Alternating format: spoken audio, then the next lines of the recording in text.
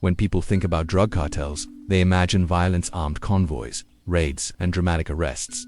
But what if that image misses the real story? Behind the headlines, cartels operate something far more complex, a global business system, one that sources supply across continents, moves product through sophisticated logistics networks, and launders billions of dollars through the financial system. So the real question isn't simply who runs the cartels. The real question is this: how does a criminal organization build an underground empire that survives decades of global enforcement? To understand that, we have to look at the cartel economy itself. It sources raw materials from some of the most remote corners of the world. It processes those materials, packages them, and moves them across continents using a logistics network that spans dozens of countries. It manages billions of dollars in annual revenue. It has regional managers, transport coordinators, financial operators, and strategic planners. Now imagine that company operates entirely outside the law. That is the modern drug cartel. We tend to think of cartels through the lens of violence, armed convoys, territorial battles, dramatic arrests broadcast across the news. And the violence is real, but violence is not the business, it is the enforcement mechanism of a business. The business itself is far more structured, far more rational, and in many ways far more resilient than most people imagine. This documentary looks at how that business actually works, how cartels secure supply, move product across continents, move billions through financial systems, govern their networks, and adapt when pressure mounts. And perhaps the most important question of all: if governments have been fighting cartels for decades, why does the system continue to function? To answer that, we have to start with the global drug economy. There is enormous and sustained demand for illegal narcotics in the wealthiest parts of the world. The United States remains one of the largest drug markets on earth. Western Europe follows closely, and that demand does not disappear simply because a substance is declared illegal. Prohibition does not eliminate a market, it transforms it. It drives it underground, removes legal oversight, and hands control of supply to whoever is willing to operate outside the law. The result is a global illicit economy worth hundreds of billions of dollars each year. Cocaine, methamphetamine, heroin, fentanyl each represents its own supply chain, its own geography of production, and its own trafficking infrastructure. Production tends to concentrate where certain conditions align. Geography matters. Some crops require specific climates and altitudes. Economics matters when legal agricultural income is minimal. Illicit cultivation can offer dramatically higher returns. But governance matters. Most cartels thrive where state authority is weak or compromised. These zones are rarely random. They are almost always places where the formal economy has failed to provide viable alternatives. So the first question, it is not where drugs come from. We know that. The real question is something else entirely. How does a product grown in a remote mountain region or produced in a clandestine laboratory travel thousands of kilometers and end up in a major global city? That question leads us to the first operational layer of the cartel: economy. Production. But here's the real question: who actually controls production? Every cartel begins with supply, but supply is more complex than popular imagery suggests. Take cocaine as an example. The coca plant grows primarily in Colombia, Peru, and Bolivia regions where altitude, rainfall, and soil conditions make cultivation possible. But the plant itself is only the beginning. Turning coca leaves into cocaine requires chemicals, processing equipment, and specialized knowledge. Clandestine laboratories must be hidden from aerial surveillance, yet remain accessible enough to receive supplies and transport finished product. Most cartels do not control every stage directly. Instead, they function as strategic coordinators. Raw product is often purchased from networks of smaller producers, then consolidated, processed, and prepared for trafficking. This distributed structure provides a critical advantage. If one production node is disrupted, the broader supply chain survives. Synthetic drugs follow a similar logic. Methamphetamine and fentanyl rely on chemical precursors that may originate in legitimate global supply chains before being diverted into clandestine laboratories. Unlike plant-based drugs, synthetic production can be relocated quickly. Laboratories can appear almost anywhere. This mobility makes synthetic drugs uniquely difficult to disrupt. The strategic goal is simple: build supply chains that can survive disruption. Multiple suppliers, multiple laboratories, multiple distribution nodes. In other words, the same risk management logic used by large multinational corporations, except in this case, what the organization is hiding from governments. But production alone does not create a cartel empire. Product, it has to move, and moving it across borders may be the most complex challenge of all. So how do these ships cross some of the most monitored borders on Earth? Logistics. If production is the foundation of the cartel economy, logistics is its engine. Moving product from origin to market requires crossing international borders, evading surveillance systems, and operating across multiple jurisdictions. Simultaneously, cartels have developed surprisingly sophisticated solutions. For bulk shipments, maritime routes dominate. Commercial cargo vessels, fishing boats, semi-submersible craft, and even fully narco submarines have been used to transport drugs across oceans. The sheer scale of global maritime trade, thousands of container ships moving through major ports every day, makes comprehensive inspection impossible. Land routes are equally important. Central America and Mexico serve as critical corridors connecting South American production zones to North American consumer markets. The U.S. border is among the most monitored borders in the world, and yet millions of vehicles and pedestrians cross it every year.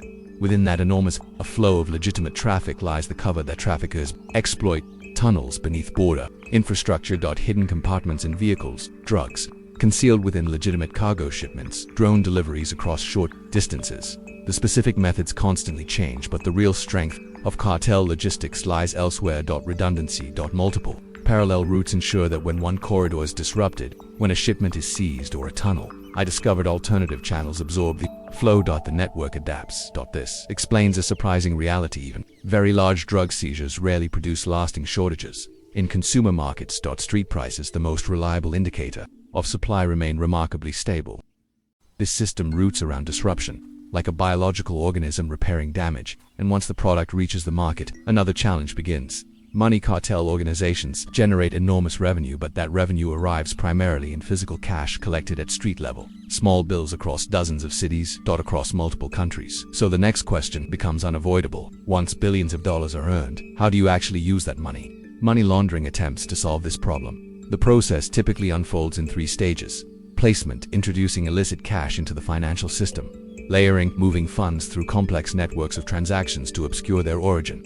Integration, reintroducing the money into the legitimate economy as apparently clean capital. Cartels employ a wide range of methods: cash smuggling across borders, trade-based laundering through manipulated commercial invoices, shell companies operating across multiple jurisdictions. Real estate investments in major metropolitan markets, cash-intensive businesses where inflated revenue can blend illicit funds with legitimate income. What makes these operations difficult to disrupt is that many of the transactions appear legitimate on the surface. A restaurant generating revenue looks normal. A real estate investment appears routine, which is why financial investigation has become one of the most important long-term tools in combating cartel power. Attack the money, and you attack the business model itself. But financial systems alone do not sustain these organizations. Cartels also require governance. So what happens when a cartel leader disappears?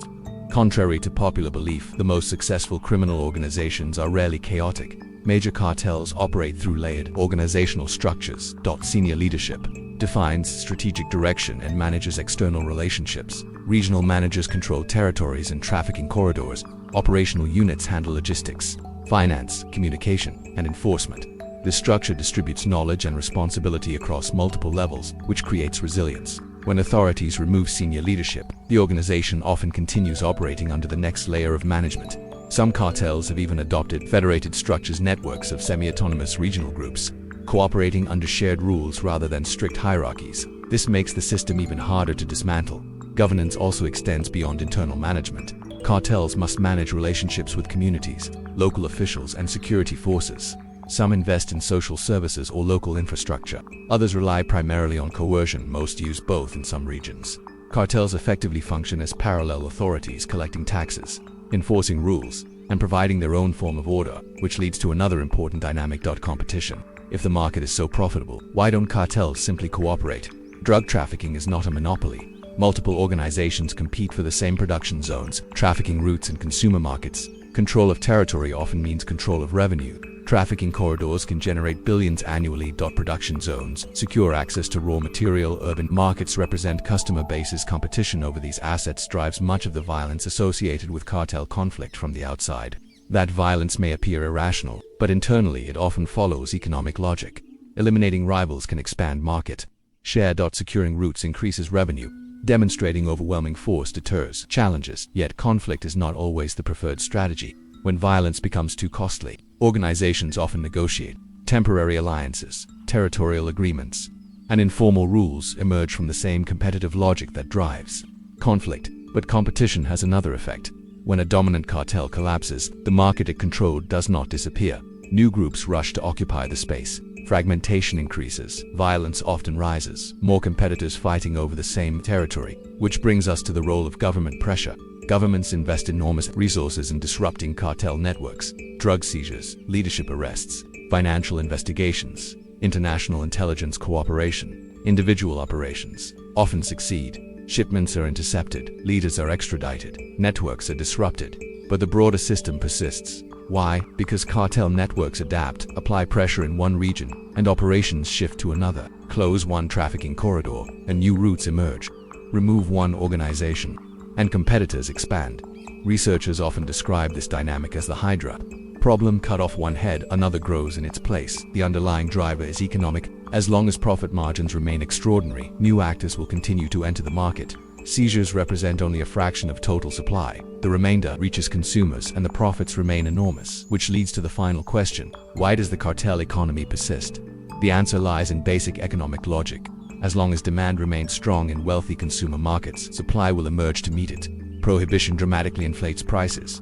Illicit markets incorporate risk into the cost of the product. The result is profit margins far above production cost. Those margins attract investment. They sustain logistics networks, financial systems, and organizational infrastructure, and they provide incentives for individuals in economically marginalized regions to assume significant risks. Dismantling a single cartel does not change these underlying conditions. Another organization will move to replace it, sometimes several. The market survives because the economic incentives remain intact, which raises a difficult question: what would actually change that equation? Researchers and policymakers continue to debate possible answers. Demand reduction. Economic development in production regions. Regulatory approaches to specific substances. None offer simple solutions, but one conclusion remains clear. Strategies focused solely on supply. Disruptions struggle to address the deeper economic forces sustaining the system. You can arrest individuals, you can seize shipments, but the market itself continues. Every headline announcing a cartel takedown represents a real operational success, but those successes exist within a much larger system, a system built on global demand, on adaptive logistics networks, on hidden financial infrastructures, on organizations designed to survive disruption. A cartel is not merely a gang at the scale of the largest trafficking organizations. It resembles something closer to a multinational enterprise operating within the shadows of the global economy. Understanding that system is not sympathy, that it is analysis, because dismantling a cartel is not simply about removing leaders. It is about disrupting an entire business model, and business models are far harder to eliminate than individuals.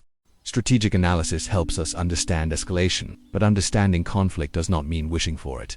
History repeatedly shows that war, in any form, carries costs that extend far beyond military objectives. Economic disruption, political instability, and human suffering rarely remain confined to battlefields. Whatever the strategic calculations, the hope remains the same: that tensions are contained before they harden into open conflict, and that decisions made in the first hours prevent consequences that could last for decades. Because in the end, no doctrine, no missile system, and no alliance structure can erase the long-term cost of war.